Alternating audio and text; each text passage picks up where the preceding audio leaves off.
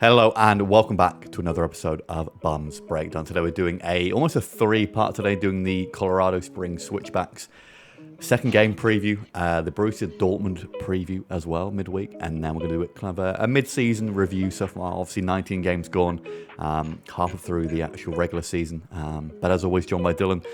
We'll get started though with the last game versus Colorado, a very nice 5-0 victory come the end. Dylan, what did you make of that last game though? It was fun. It was the most fun game Loyal have played in a long time, I would say. But I think it's also fair to say it's hard to take a lot of meaningful insight from it. The first goal was definitely a goalie mistake. The second goal was probably a goalie mistake. And then they had a man sent off. So we did well not to concede a 2-goal lead to a team with 10 men again. So we'll call that improvement. But yeah, it was fun though. It was nice to have fun doing this again. So all in all, that's my overarching feelings about it. Yeah, I mean, 5 goals, a clean sheet. Perez basically robbed of the Player of the Week as well. But yeah, like I said there, I think comfortable win come the end, especially after being kind of up a man. But again, we all know that could easily go the other way after we saw in that Indy 11 game too. So obviously, right now, we were up to 4th, obviously after results last night. We're recording this on Sunday. So we're currently 5th in the Western Conference, 5 points off the top with the game in hand. Obviously, results went our way with Sacramento losing, San Antonio results going off in our favor as well, and El Paso too. So I'm feeling a bit more confident than I was maybe kind of a few weeks back too. As far as kind of stand-up players from that Colorado game, who stood out for you? Everybody had a good game, I think. Toomey definitely continued his good form, but I think the easy choice is Adrian Perez, right? Like you said, Rob, the Player of the Week. I think that, I don't know, I'm actually pretty surprised he didn't get the nod there. Not that Goodrum just was undeserving, but so Perez, obviously, but I also want to give a shout out to Blake Bodley, 2 goals. Both of which involved some really nice movement on his part, especially the second goal he scored, which I think was our 3rd goal. He does such a good job to pinch in from wide and fill the space that is vacated by the strikers and then meet the cross and head it home. Bodley had himself a really good game as well. That would be the other one I'd pick. Yeah, I know it's been tough as far as the fullbacks go. I know obviously Perez isn't a kind of out-and-out fullback, and I know he's been kind of playing them for the most part, but he's done well there. I think the ability for him to kind of get high up the pitch, given the space he needs on that kind of right-hand side, the cut side too. And I think one thing that can go in his favour too was that the fact that Toomey's goal was essentially an assist from Perez, although it was a shot off the post, and then Toomey kind of headed it home. So maybe that's why he didn't get the Player of the Week there. If that one more assist went his way, then maybe he would have got it there. But as far as my question here really is, are things finally clicking for us in attack? Or do you think it's kind of too early to say after that last game? I think it's still too hard to say. Like I said, I think though it was fun, it was hard to maybe take too much meaningful insight from that game, just simply because it was almost over before it started. And then also the game before that, we beat Hartford, who are actually now, as of last night's results, officially not the worst team in the league. They went into Vegas and beat Las Vegas. But the point remains that I don't know that you can take too much from that either. That said, though, 7 goals scored, 0 conceded in our last 2 games is on the road, never anything to scoff at.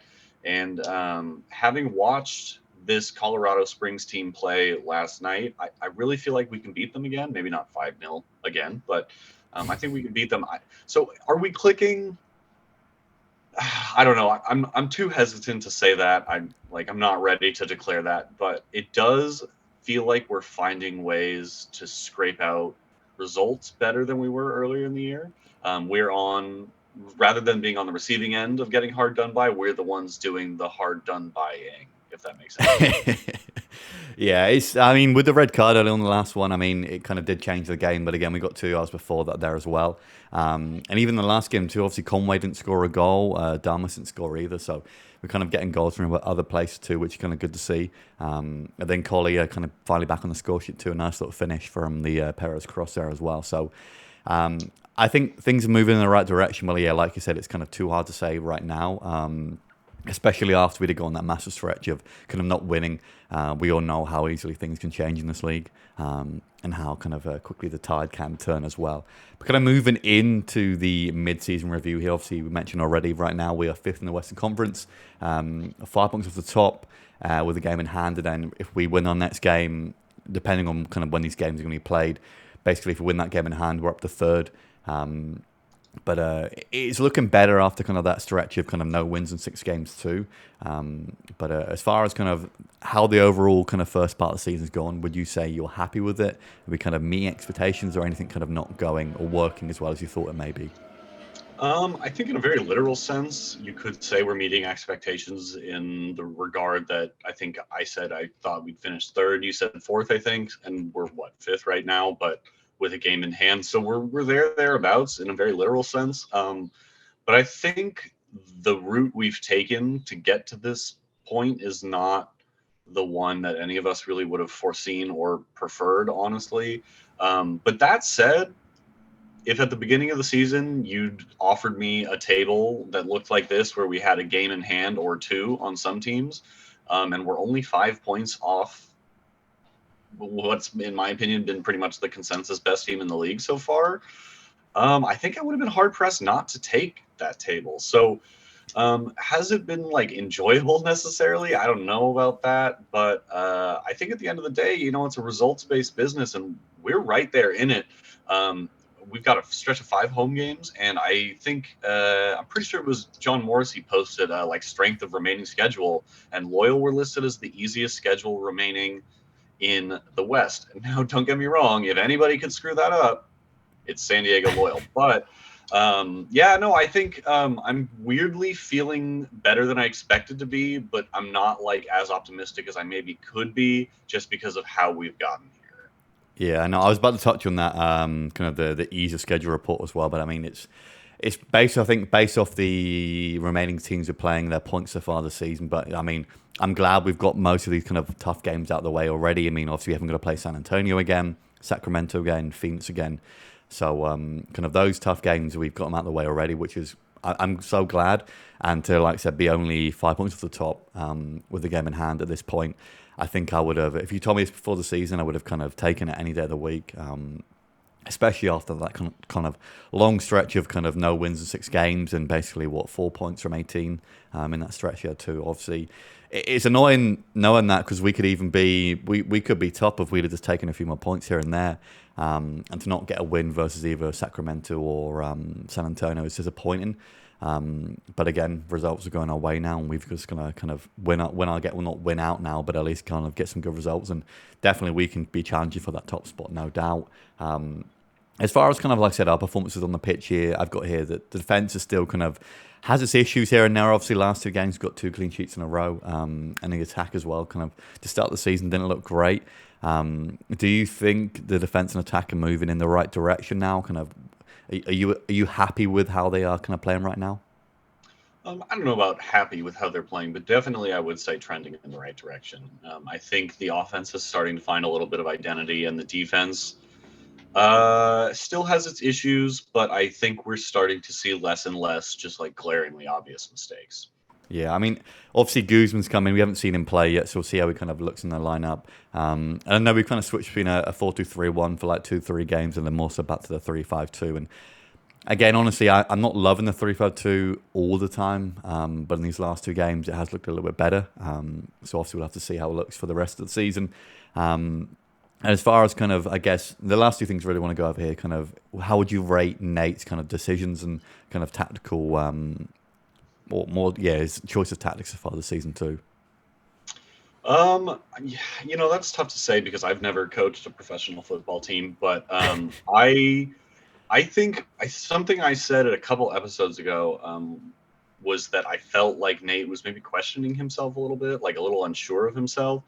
And so rather than like critiquing any one tactical decision he's made, because I actually think he's made some really good choices throughout the season. There's been some games where he's turned them around with some really astute, like tactical decisions. I remember against Phoenix, he brought on Camden Riley to do the like shuttling midfield role, and that completely changed the balance of the game. That's a super nuanced thing to do, that not the average coach is going to think of, you know? So like he obviously has the knowledge, but like I said, I think I sometimes wonder if he just needs to be a little more like sure of himself and not so like waffly on his ideas. But also, but I'm not saying be too rigid either. So tactically, Nate's clearly a really smart guy, I think. But he's still a young coach. I think this is only his third full season as a head coach, and he's still figuring it out. And I think sometimes that's a little more obvious than he would like. Yeah, obviously I know it. What like I said, it's his first full season. Obviously, he's kind of had Landon there as well, and whether he was kind of the brains behind the tactics, we don't know. But again, I think obviously the team's growing, and he's probably growing in confidence as a coach too. He's learning. Again, there's been decisions I think that maybe would confuse us a little bit at times too, and kind of how we've kind of seen out some games here and there. But I don't know. I'm happy with how it's kind of morphing into it now. But again, I think we're still kind of, like I said, a work in progress, and it's really hard to say how we're going to finish out the season because we have been so hit and miss at times as well. And I also did want to touch on, we'll kind of go over kind of the players who I guess have met expectations or have done really well this season, maybe who have kind of lacked a little bit. I do want to go over kind of the new signings so far. So again, we've got here Perez, Bodley, Corona, Collier, and Damas.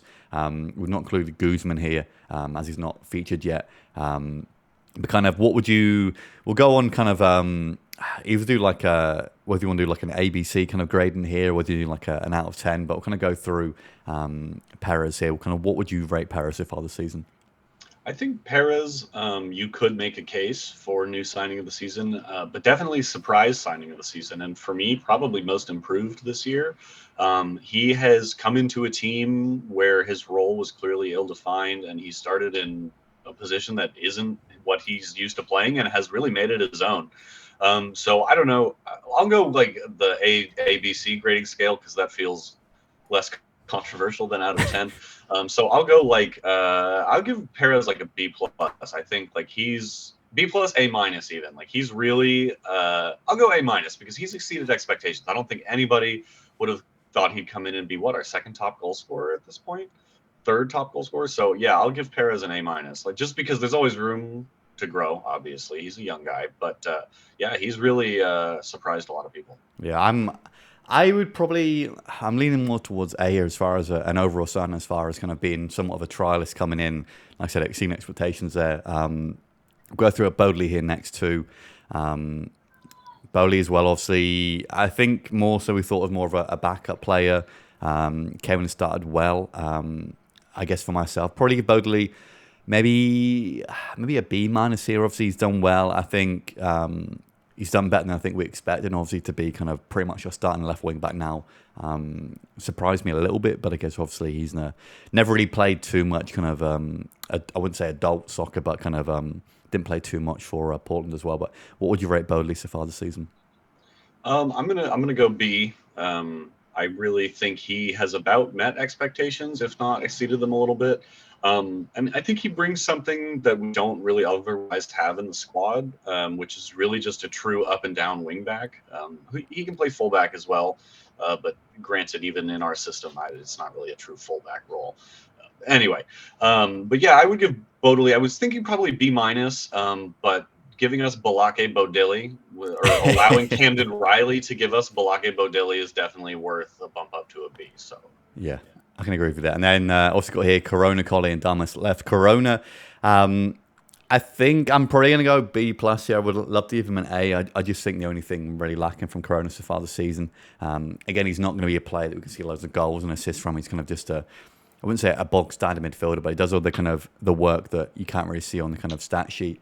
But I think the main issue really is not being able to kind of play as many games or as many minutes as I'd hope. And maybe whether it's a fitness issue still or whether it's just a case of, I wouldn't say his legs are getting a bit old, but something isn't quite right from not to playing as many minutes as he could. But what do you think of Corona so far this season? yeah, I'm inclined to agree. I think a B plus, just because, like you said, I think his legs do show sometimes, especially when we're caught in transition. He's not the quickest anymore. And I do have questions about his fitness. It does seem to go beyond just load management sometimes. So I'm not really sure, but yeah, he's when he's playing and when he's fit, he's a classy midfielder. And the leadership he brings is really, really clear. my mind goes back to the Open Cup game against Seattle. He grabbed that game by the scruff of the neck, and I don't think, even though we lost, I don't think that game is nearly as exciting if it is if Joe Corona wasn't on the field. Yeah, I mean, I've got the ability to kind of, I guess, these worldies here and there. So obviously, just having a guy like him with the experience he's got helps massively. Maybe even not just on the field, but kind of everything else we don't see kind of behind the scenes. And then we've got Collier and Damos left. We'll go Collier first. Collier's a tough one, I think, because we weren't really expecting too much from him because he wasn't really a star player at San Antonio.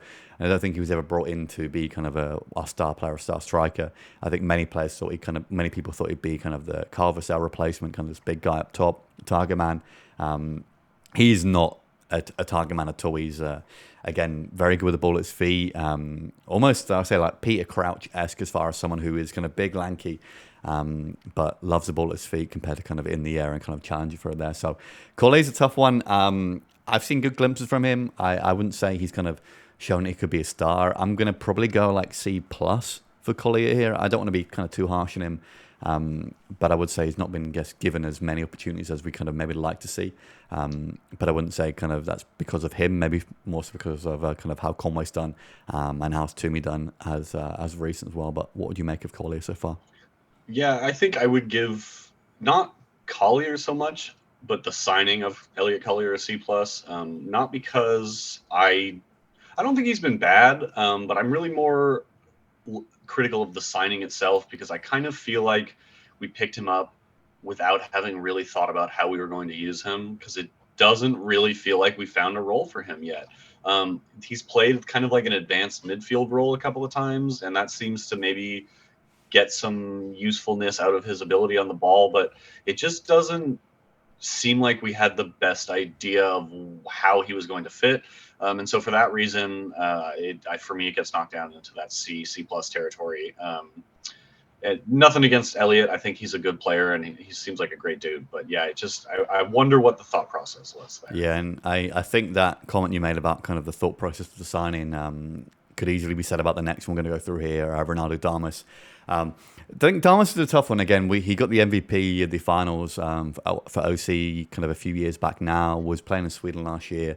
I think everyone was expecting this to be kind of the signing of the season. This guy's going to light up the league, kind of be a top goal scorer here and there. But I think it's a tough one, really. I'm not going to say Damas is kind of, I wouldn't say he's played poorly, but I also wouldn't say he's played great. But also, again, he's not been kind of utilised to the best of his ability. And another one really as well that kind of maybe not too much thought was made into the signing, but just because he was available, we kind of went ahead and got him. So I don't know what I want to go for Damas. I don't want to be too harsh. I think probably a C or C- makes most sense here. I'm not going to go any further than that. I mean, obviously right now he's kind of a second or third top goal scorer as well, but we haven't seen enough of him and he hasn't played enough for someone who was considered probably one of the signings of the off-season as well. So it's a tough one there, but what have you made of Dama so far? I'm going to go C+. I pretty much, honestly, the explanation is going to be very similar to Elliot Collier. I think, like you said, there are questions to be asked about the fit. But I think in spite of that, he's shown his quality a few times, scored some really impressive goals that kind of came out of almost nothing and dragged us almost single-handedly to that draw in San Antonio. So I think for those reasons, I'm inclined to give him the C+. But I also think that expectations for him may have been by no fault of his own, or really by no fault of any fans. Expectations for him may have been a little unfair. He was Finals MVP or playoffs MVP or whatever it was in the 2021 Orange County run, but he had like a decent regular season that year. It wasn't like a world-beating season, and he wasn't regular season MVP. And he is a very opportunistic goal scorer. And Orange County that year like played to his strengths to a T, even more so in the playoffs. So that's not to say he isn't as good as anyone thinks he is, because he's obviously a very talented footballer. But I think when you combine the maybe slightly unfair expectations with the lack of a clear idea of how we're going to use him, and then also with moving across the world to a place he's never lived before. I know he lived in Orange County for a year, but like that's not here. And I think we often don't give enough credit to the human side of that. Like I think anybody would struggle in any job moving across the world. Yeah, I think that's if you take away kind of his maybe past reputation, and just kind of focus on this season, maybe even bump him up to a B. I think a C is somewhat harsh for him, but I think it's more so because we know how good he can be, and kind of the kind of spurts he's shown of kind of the kind of good form. But it is tough for kind of having Conway kind of having an outstanding season so far too. And like we said already, just the fit maybe isn't as kind of as good as we kind of would have hoped it to be. And lastly, here we'll go through. We'll probably do. I wouldn't say kind of our best player so far this season. We'll kind of do best player and then kind of the maybe most improved or most surprising. But kind of who would you go as far as best player and then kind of your kind of most surprising one? I think if it weren't for the two kind of silly red cards he's gotten and the missed time through injury, Nick Moon would pretty easily be my player of the season though thus far. I think there have been a lot of games where he kind of dragged us through the mud. But he has missed some time. So honestly, I think if you were to ask me who my player of the season so far is, I would probably go Evan Conway or Adrian Perez. I think that Conway has almost kind of under the radar had an incredible season. Even when he's not scoring, I think he brings so much to the team. And I think that because he's not the biggest guy, people don't tend to think of him as like a really well-rounded, all-round, complete striker, but he absolutely is. There's nothing he can't do out there. And I just feel like he's really turning into the player I think we all knew he could be. So that really gets me excited. And then we talked about Adrian Perez. I mean, I guess I'll just parlay right into the surprise of the season because he's obviously the answer for that as well.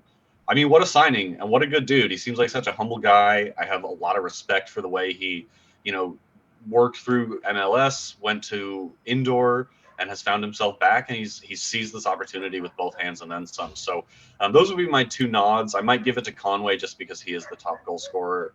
But yeah, just great season for both of those guys. Yeah, I would probably go with Moon's one of them. Moon or Conway as far as player of the season so far. I think obviously Moon, the suspensions have been tough, and obviously through no fault of his own injury now as well. Kind of going to miss, I'd imagine, a decent portion of the season too, unfortunately. But yeah, definitely Conway's gone under the radar, and I think maybe doesn't get the credit he deserves throughout the league. Probably partly because you've got all these other guys kind of scoring like 12, 13 goals for their teams. Maybe it's because Loyal haven't been as great in attack that maybe he could have got more goals here and there. Then for surprising player, I think Perez was definitely up there for me.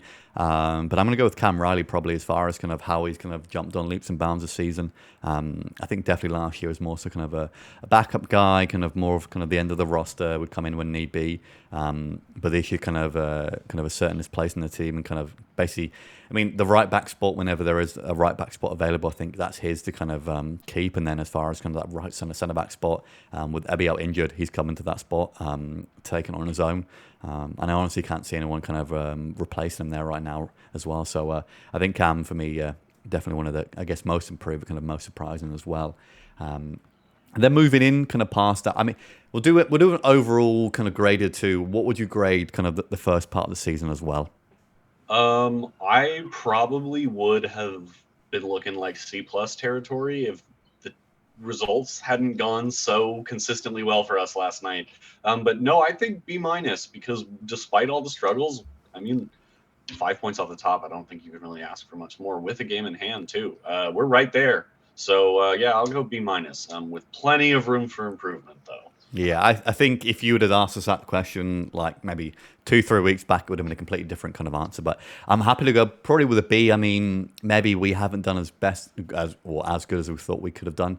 But also as far as kind of where we're on the table, looking at the points and whatnot now too, and kind of our kind of end of the season stretch now as well. I think we kind of built a good platform to kind of build on now. So we'll see how it goes. But then moving into the obviously we've got two previews to go through here. Moving into, I wouldn't say the main one, but the one that's coming up this week, the Borussia Dortmund game. Obviously, I've got the Dortmund lineup from their last preseason game here up on the screen as well. But Dylan, how excited are you for this Dortmund game?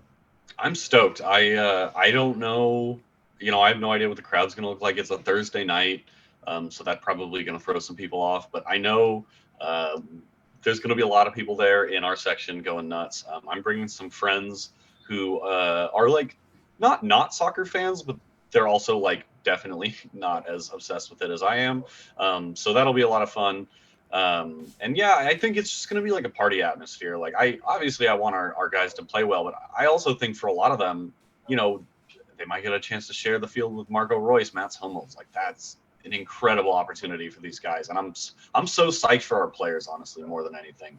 But yeah, it's going to be fun. I hope Dortmund fans bring it. I hope it's loud at Snap. Yeah, I'm going to be going crazy for sure. Yeah, I think just the fact we've even got this chance to play against a team like Dortmund. Obviously, you've seen San Antonio and New Mexico play against Sunderland recently, but to be able to play a team like Dortmund, I guess shows how far we've kind of come now as well. But yeah, I've got the lineup from their last game here. I mean, we haven't seen kind of what their traveling squad's going to look like for the US. The one good thing I will say is they've only got 3 games over here. I'd imagine we see a lot of first team players in that game, as maybe obviously with some kind of academy players here. But even looking at kind of their lineup from the last one against FC Rue here, I mean, obviously you got Gregor Kobel, a great goalkeeper for them, probably one of the best in the Bundesliga as well. Kind of Schlotterbeck, obviously Royce, Hummels, Brandt, Donny Marlin, lots of kind of household names, and I'm looking forward to seeing these guys. Obviously, seeing how we do against them as well, and then kind of touching over the kind of new signings. Ben Sabani was a free transfer from, I believe, Borussia Mönchengladbach. They also brought in, I think, Nemetja as well from Wolfsburg for about 30 million. And then Marcel Sabitzer apparently is a rumoured signing for them as well, from Bayern as well. So, again, lots of big name players here. I no doubt we'll see a lot of them on the game as well. I guess for you, Dylan, what players are you most looking forward to see for Dortmund? Well, you neglected to mention PSG and Belgium legend Thomas Meunier, so obviously him. Yeah, Marco Royce. Marco Royce is one of my favorite players because he's an incredibly talented guy, but he also is so humble, and he has suffered a lot in his career and has always consistently overcome those those difficulties. And the loyalty he's shown to Dortmund, no pun intended, is just admirable. It's not something you see in the modern game. So I think Marco Royce is like truly unequivocally one of the good guys of football. So I really hope he plays. I would absolutely love to see that. But also Julian Brandt has been a super talented guy. I had my eye on for a long time. Kind of thought he might make the jump to the Premier League at some point, but yeah. So they're a fun team. I had a lot of love for Dortmund. So Yeah, the one guy I've missed off to, I think it's Makoko as well. One of the a wonder kid. Obviously, anyone who's played Football Manager or FIFA knows kind of how good his potential is going to be as well. So hopefully we see Makoko coming as well. But yeah, an unreal team, and again, should be a good atmosphere. I said just the fact that we've had the ability to play, or had the opportunity to play against a team like Dortmund is great to see. And then moving into kind of the main part here, really, Colorado Springs Switchbacks. Last night they drew 1-1 with Phoenix, and then obviously we beat them 5-0 in their previous game before that. They are sixth in the Western Conference, one spot behind us. And again, they're having a pretty good season so far. I mean, right now they're sixth. I think I asked a question last time, Dylan, but do you think Colorado are do you think sixth is kind of a fair position for them? yeah, I do. I think just looking at their squad, how they've played, some of the results they've had, I think playoff team, but away in the first round is whereabouts they'll finish. Yeah, I mean, they've obviously lost a lot of good players from the team too, and I mean, it is a tough one. Obviously, there isn't too many big names in there, but they've had some guys who've had some great seasons so far. And let me just quickly pull up their the lineup we had from last time. Obviously, Williams got the red card in the last game versus us. I think no doubt he'll kind of come back in there as well. But he's a top goal scorer so far. And then can look at the rest of the players here. We haven't got Foster or Beckford on the wings here, but again, they both no doubt will probably come in at some point. Again, they kind of swap those wings around quite a lot. And then Speedy Williams is that kind of like holding player too. And even the last game with the goalkeeper as well, they switched goalkeepers for that one. And maybe because the Herrera conceded 5 goals in the last game. But again, he's had a good season so far as well, as far as kind of how clean sheets go. Kind of for you, Dylan, who are the kind of stand-up players in this Colorado team? I think one of the interesting things about this team is that there aren't really too many standout players. You touched on Williams, their leading goal scorer. But other than that, the other Williams, Speedy Williams, in holding mid, it seems to be a really exciting young player. They've got Maloney in the defense, or Mahoney, I can't remember which. Good player, good solid USL player. Musa, we know, played for Phoenix recently, but yeah, they don't really have too many like standout stars. I would say it's just a good functioning unit. Yeah, and we'll probably see a different kind of Colorado from what we saw last time. I mean, I don't hope it's going to be different Colorado. I mean, I hope they can come out poorly again and we kind of get some goals early on. But obviously, that remains to be seen. So I'm imagining it's going to be a very different game from last time.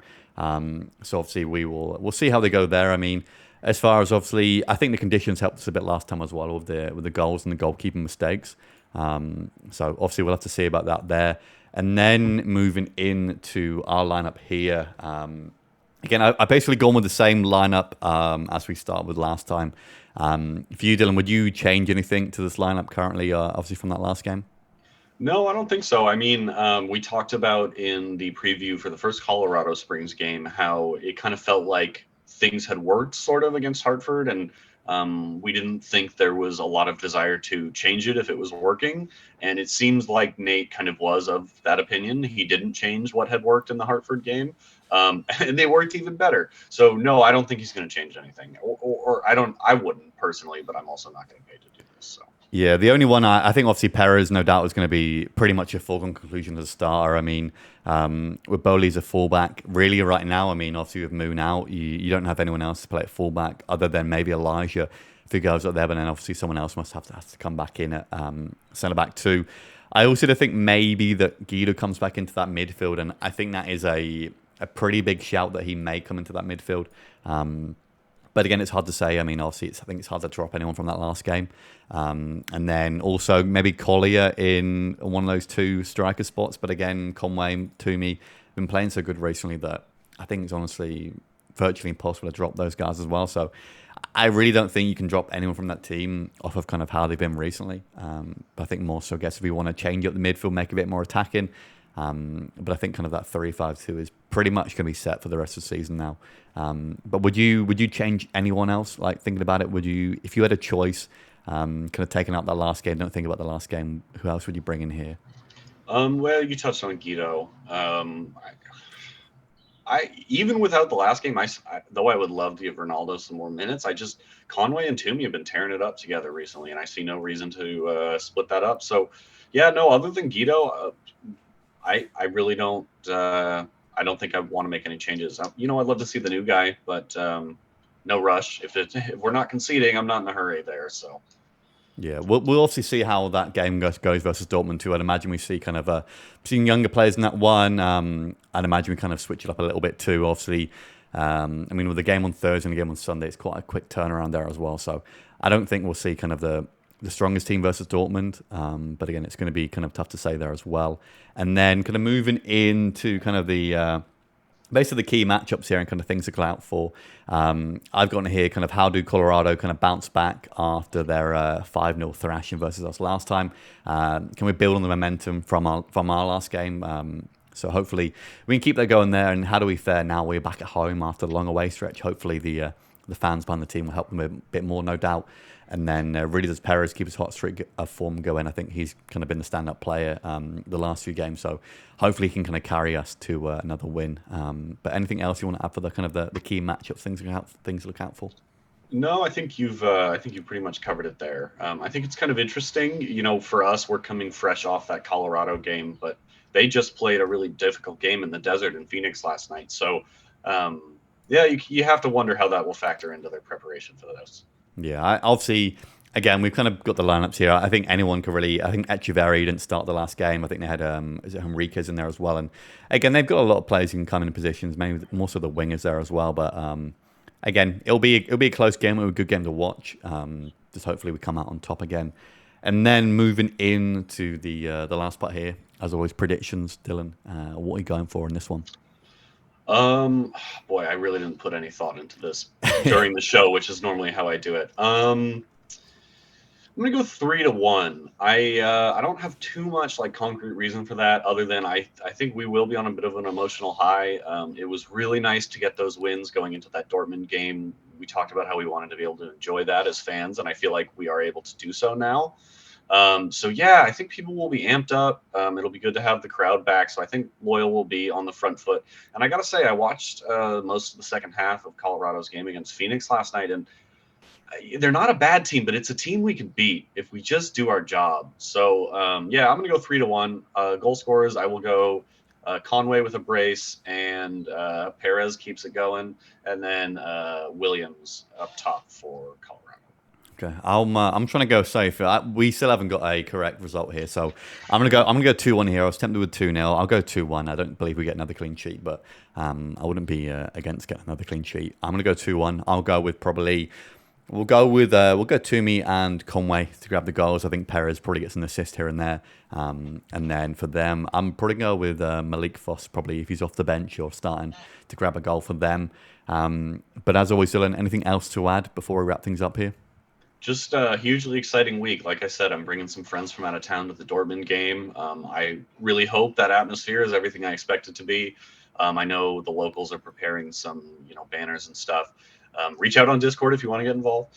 But yeah, huge week for us. We got a big fun game against a huge giant of European football, and then a huge game at home finally after a month and a half, something like that. So yeah, just really, really excited. It's a good time to be a loyal fan. Yeah, it's like the old saying with London buses, as they say, is that we've gone, God knows, like 2 months now without a home game. We've got 2 in 1 week. So it's a great time to kind of be back watching soccer. Obviously, the weather's good now as well. And I'm hoping for some good results, but even just a good performance midweek. But no doubt, good to be back at home. And as always, a locals last call after the Colorado game for sure.